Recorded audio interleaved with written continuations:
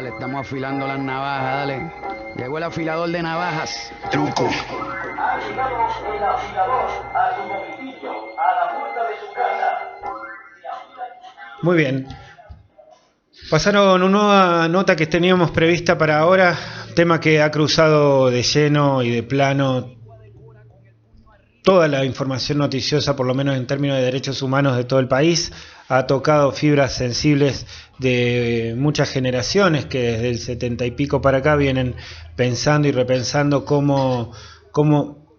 qué hacer con toda esa generación y todo lo que estuvo pasando. La cuestión es que la noticia de estos días es que asesinaron a la esposa del desaparecido Alvareda, al padre, a la madre de Fernando Alvareda. También los vamos a matar a todos, decía la amenaza. Esta mañana temprano hablábamos acerca de este tema en la radio también, y del rol que ocupaban una organización que es una asociación civil que se llama Historias Desobedientes. Estamos en comunicación telefónica ahora con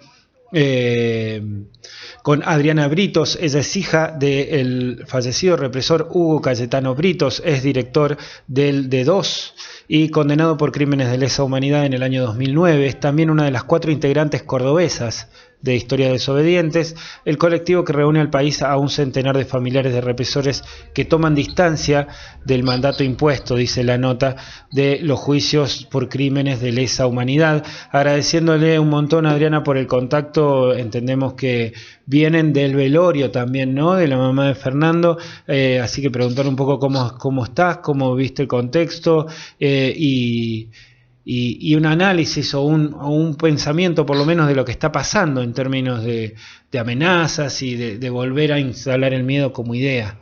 Buenos días, gracias. Buenos días, Rubén, mucho gusto. Como lo dijiste, el colectivo es Historias Desobedientes, Familiares de Genocidas por la Memoria, la Verdad y la Justicia, donde somos más de un centenar. Ahora se han sumado, no solamente somos hijos, antes éramos hijos, ahora somos familiares porque se han sumado nietos y próximamente se sumarán esposas también de familiares, esposas de genocidas. Estamos a lo largo y ancho de todo el país sumando compañeros, y con respecto a este hecho que nos traslada directamente a la época de los 70, donde nosotros vivimos, donde todo el país vivió una época de dictadura, de represión tan espantosa que no queremos volver a repetir. Este hecho nos traslada directamente a una remake de esta época, con estos mensajes mafiosos, patoteriles, prácticamente teñidos, ¿no es cierto?, como si fuesen los que sospechamos, lo que sospechan la mayoría de las asociaciones y de los organismos sociales y de los derechos humanos, es que provienen de algún tipo de personal policial, por el contexto que implica todo este suceso, ¿no es cierto? Amenazas que viene sufriendo nuestro compañero Fernando Alvareda desde noviembre o diciembre desde el año pasado, y numerosos mensajes que yo me entero por otros medios, ¿no es cierto?, de que por teléfono, papeles en el auto, y ahora cruzando la línea directamente de todo lo posible, de todo lo tolerable, por nosotros, por la sociedad argentina, a través de estos más de 50 años de democracia que llevamos en el país. Llegar a tolerar un hecho de estas características es, como te dije recién, una remake de una postal de los 70, es inconcebible directamente. Estamos más que consternados, y por supuesto apoyamos absolutamente a todo lo que sea necesario, la familia Alvareda, y a todos los medios, para que llegara al esclarecimiento de este hecho. Exigimos el inmediato esclarecimiento de este hecho, más la sumatoria de las amenazas que viene sufriendo nuestro compañero Fernando Alvareda. ¿Estuviste en el velorio? Estuve en el velatorio ayer a la mañana, ayer a la tarde, y ahora a la mañana un ratito, y ahora en el sepelio. ¿Hubo presencia policial? No hubo presencia policial, sí de organismos de derechos humanos, familiares cercanos y allegados a la familia Alvareda y a la señora Montoya. Se está tratando de tratar, bueno, en realidad buscamos información por distintos lados, hay como mucho hermetismo con respecto a la investigación, no quieren anular ninguna teoría, pero es muy claro de que es un caso de venganza por mano propia, de alguna forma de amedrentar. ¿Ya lo podemos como confirmar, vos que estás más cerca de la situación? La única hipótesis que se maneja por el momento es el hecho, digamos, lo económico, porque trascendió a raíz del hecho que Fernando, la familia Alvareda, estaba persiguiendo, ¿no es cierto?, la reparación histórica del archivo de su padre, del expediente de su padre, por haber sido considerado por la fuerza policial en aquel entonces, año 79, cuando es desaparecido, secuestrado, torturado y desaparecido por la propia fuerza, entre ellos Hugo Cayetano Brito, o sea, mi padre, fue considerado como abandono de servicio. Lo que él persiguió durante años es que se haga una reparación histórica con respecto a ese legajo, que lo logra últimamente y trasciende a través de los medios la suma que correspondería después de tantos años, digamos, de espera por la reparación histórica de ese legajo. Entonces se sospecha que por haber trascendido, que no debiera haber trascendido, como si uno se gana el 15 y pasa en la dirección de quien lo gana, ¿no es cierto? No trasciende nunca, pero trascendió a través de los medios la cifra prácticamente millonaria que iba a cobrar la familia, y bueno, ahí surgieron diversos comentarios de haters que se dirigían directamente a la ideología de lo que antiguamente digamos, profesaba el señor Ricardo Fermín Alvareda, el desaparecido Alvareda, diciéndole un montón de cosas que no puedo repetir al aire, pero bueno, diciendo que no le correspondía por ser de alguna manera zurdo, le llamaron, por decirlo de una manera delicada para la audiencia. Qué locura, volvemos 1000 años para atrás. Por ese lado, totalmente, pero por el otro lado, el pensamiento lateral a mí me lleva a pensar que podría llegar a ser un crimen ideológico el hecho de que el día 2 de agosto, día del crimen de la señora Susana Montoya, haya sido, además, podría llegar a ser una gran casualidad también, pero ¿por qué no llegar a pensar lateralmente el aniversario del natalicio del represor y genocida Jorge Rafael Videla? Sí, es el 2 de... puede ser. 2 de agosto. 2 de agosto.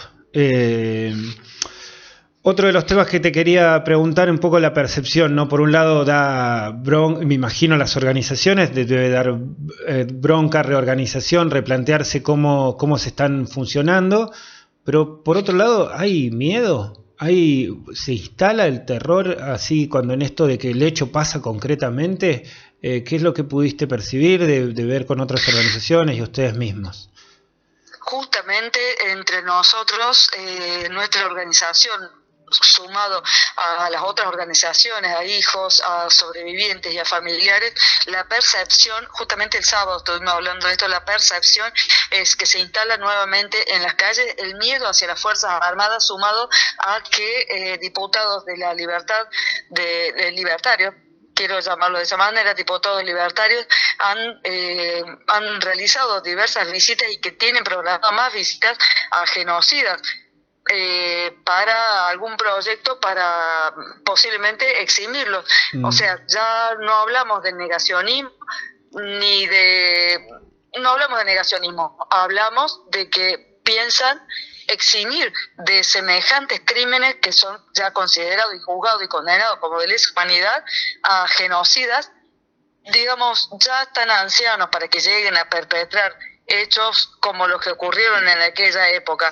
Pero yo tengo otra idea, porque no se olviden que yo estuve más de 20 años en filas policiales de 2 fuerzas policiales, y allí adentro me encontré con lo que yo llamo los hijos del D2.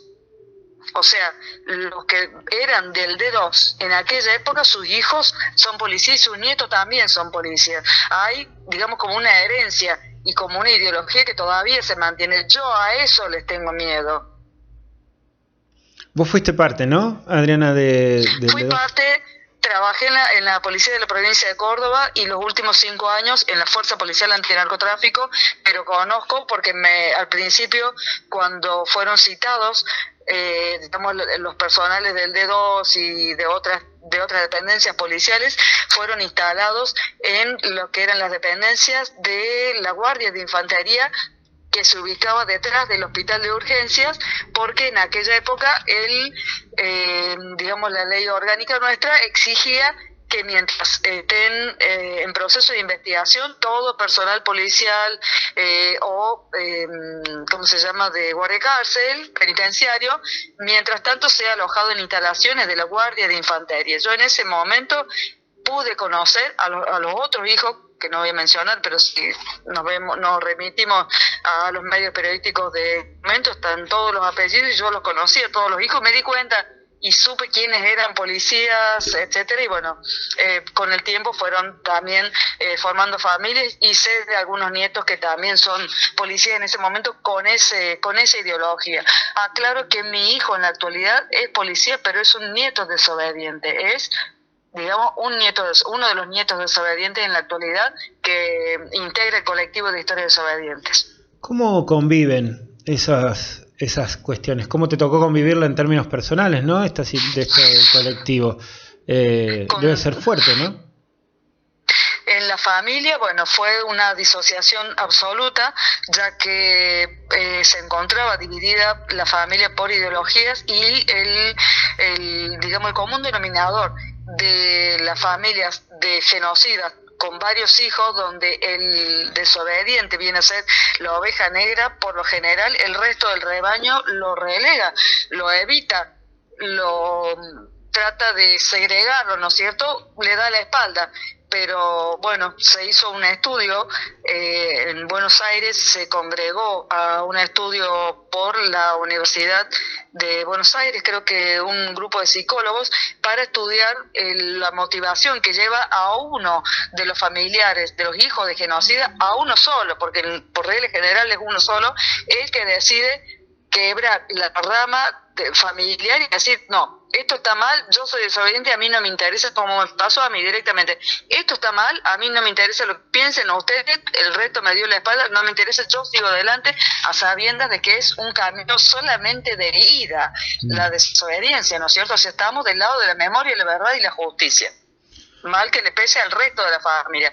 De mi parte están mi madre y mi hijo, que son quienes me apoyan y son mis baluartes y mis pilares de fortaleza, porque con el tiempo los he ido hablando y no hace falta convencerlos, pero ablandarlos un poquito para que se pongan de mi lado.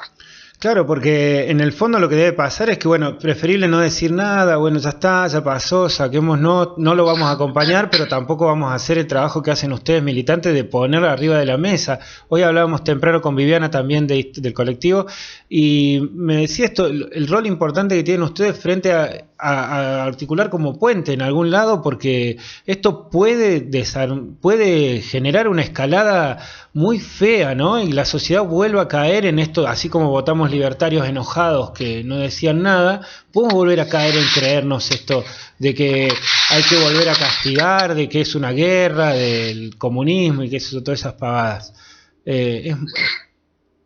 ¿Cómo la venís viendo? Y nosotros, con respecto a los lazos de unión que tenemos con los otros organismos de derechos humanos, el puntapié inicial prácticamente en la provincia de Buenos Aires lo dio Guado de Pedro cuando se le acerca la hija de quienes habían asesinado a su madre, me parece, y acá en Córdoba prácticamente al mismo tiempo, una vez que digamos que que yo comienzo con todo este movimiento y periodistas comienzan a publicar, ¿no es cierto?, todo esto, y tengo el apoyo de mis compañeros de Buenos Aires, se acerca Fernando Alvareda y nos hacen una nota y ese abrazo solidario que prácticamente quedamos como hermanos en el dolor, ¿no es cierto? Ese abrazo soberano, ese abrazo histórico que parecían no tener nunca una fusión como el agua y el aceite, hoy nos unimos al resto de los derechos humanos como último brazo articulado de la Mesa de Trabajo por los Derechos Humanos y luchamos a la par por la memoria, la verdad y la justicia. Sí, tenemos, digamos, una misma corriente de pensamiento, que es que tememos por nuestra democracia, tememos que vuelvan a instalarse este nuevo temor con las fuerzas policiales que no tienen control sobre sí mismos, o que claro. vienen, digamos, con la antigua obediencia debida. Se disfrazará de otra manera, no se llamará obediencia debida, Sí, se llamará de otra manera, no lo sé, no se me había ocurrido. La institución no lo está pudiendo organizar, no lo está pudiendo frenar a eso. Ahora queda a cargo del Poder Judicial. Le está dando carta verde, le está dando luz verde. ¿En la provincia de Córdoba también pasa eso? ¿A lo mismo que Nacional, o se hace como una ola? Yo creo que va a ser, digamos, un efecto como una piedra en un estanque, ¿no es cierto? Un efecto concéntrico. Se va a ir replicando de a poco a nivel territorial, a nivel nacional. Sí. Ahora queda todo a cargo del Poder Judicial. La presión o la intención es que resuelva rápidamente. ¿Es un poco eso lo que viene por delante? Estamos pendientes, ¿no es cierto?, de una resolución y del esclarecimiento de este crimen, porque si nos remitimos a la época de los 70, caemos en la cuenta por ahí hay oyentes que no saben, Ricardo Fermín Alvareda fue también personal policial, secuestrado por personal policial de la provincia de Córdoba en época de dictadura, secuestrado, torturado, asesinado y desaparecido hasta la fecha. Hoy por hoy sospechamos que también personal policial, que sospechamos, ojo, y no son palabras mías, sospechamos, y nos da bronca que esta sospecha sea, digamos, prácticamente un secreto a voces, de que en plena democracia tengamos que tolerar un hecho de estas características. O sea, por eso siempre digo, desde que ocurrió este hecho, y lo he escuchado en distintos integrantes de organizaciones sociales, que esto es una película que ya la vimos. Yo digo que es una remake, es una postal traída de los años 70, y bueno, hay un temor, hay un estado de alerta permanente por parte de los derechos humanos, que todo esto se replique, y bueno, queremos que se esclarezca, queremos a los culpables, a los autores ideológicos y materiales de este hecho, lo queremos atrás de la reja. Queremos que se esclarezca el hecho y queremos que no suceda nunca más, y queremos protección para la familia Alvareda. Perdón que me extienda, pero con esto quiero decir otra cosita más. Cuando ocurrieron las amenazas a la familia Alvareda, se investigó, intervino policía, fiscalía, y se puso una custodia policial a la familia Alvareda en la puerta de su casa. Yo fui testigo, porque en una oportunidad tuvimos que ir a un evento en Carlos Paz, quedó el policía ahí custodiando a su familia, nos fuimos con otro compañero a Carlos Paz, volvimos, y la custodia policial es por un tiempo limitado, hasta que la fiscalía dispone que ya no la necesita, o no quiero decir que le cuesta tanto dinero, no, la verdad que no debería escatimar en ese sentido, pero no es más fácil, yo opino, perdón si peco de ilusa, pero no es más fácil poner un domo sobre la familia amenazada y estar controlado las 24 horas por el Centro de Monitoreo de la Policía de la Provincia de Córdoba, vigilar los movimientos, se graba, se escucha, se sigue, el domo creo que sigue hasta 300 metros o más de distancia, el direccionar, y se puede concatenar, ¿no es cierto?, con el accionar de otros domos y seguir la secuencia, llegado el caso, ¿no es cierto? No era más fácil eso que decir, bueno, ya no necesita más la custodia ni personal, ni policial, ni de él, ni de la familia, y sacársela de una vez por todas. Me da bronca, sinceramente me da bronca. Es eso lo que tenemos miedo, porque muchas personas, muchos compañeros le están diciendo, tenés que irte para salvar a tu familia, y dicen, no, quiero hablar con el gobernador, quiero el ministro de Seguridad, lo quiero allá ahora, quiero hablar con la mesa de trabajo por los derechos humanos. Y sí, pero todas las soluciones hasta ahora han sido una aspirina para un cáncer que hay en la sociedad. Sí, así parece. Estamos hablando con Adriana Brito, ella es del colectivo Historia Desobedientes, agradeciéndote un montón por tu tiempo, Adriana, y bueno, nada. Bueno. Paciencia, fuerza. Muchas Y gracias, ahí Rubén. estaremos acompañando y estando atentos, tratando de también ponerlo en la agenda mediática, ¿no? Que es algo de lo cual Incomoda parece hablar también, y eso me preocupa mucho desde mi rol, ¿eh? Absolutamente. Es preocupante, claro que es preocupante. Espero que no sea tapado por otras noticias, espero que no sea minimizado por los espacios políticos actuales, por el oficialismo, espero que no sea minimizado. Yo creo que lo acabo de escuchar al vocero presidencial hablar de esta causa, pero justo estaba llegando al sepelio de la señora Montoya, tuve que apagar la radio, pero espero que recorra todo el país y que esto nunca más ocurra y que la familia Albareda pueda estar tranquila finalmente y disfrutar de su vida como lo merece y como le corresponde. Muchas gracias por tu tiempo, Adriana. Adiós. Por favor, Rubén, adiós, hasta luego, muy amable. Adrián, a vos, gracias, muchas gracias. Adriana Brito, del colectivo de Historias Desobedientes. Para terminar de completar este tema, lo vamos a seguir de cerca, vamos a ver cómo continúa la investigación y qué es lo que pasa y cuál es la protección para Fernando Albareda y su familia. Tiempos oscuros estos, decíamos, que se avecinan, parecería ser. Ya nos vamos y venimos. Recuerda suscribirte, poner me gusta, compartir, comentar. De eso se trata un poco también, de poder seguir llevando la mayor cantidad de información posible y abriendo el debate público en todas las opciones. Gracias.